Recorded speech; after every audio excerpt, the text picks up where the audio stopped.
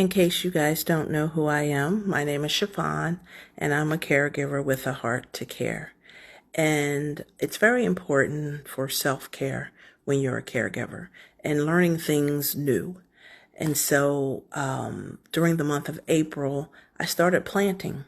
I started growing things with my hand. I wanted to see if I could grow something and take care of something the way that I take care of people. And so I started growing ginger and cucumbers is in the other basket. So they were first in the house, and then when I transferred them outside, my ginger plant broke.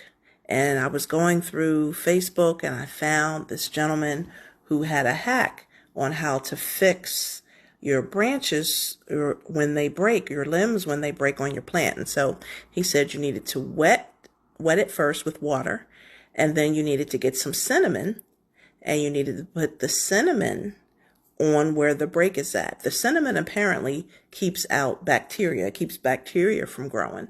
And so you see me doing that now, putting the cinnamon on the branch that broke. Actually, there's two stalks there and they both broke, but one was up a little higher. And so that's the one I'm starting to fix now. And so I put the cinnamon on it, and then you take the Q-tip to anchor it.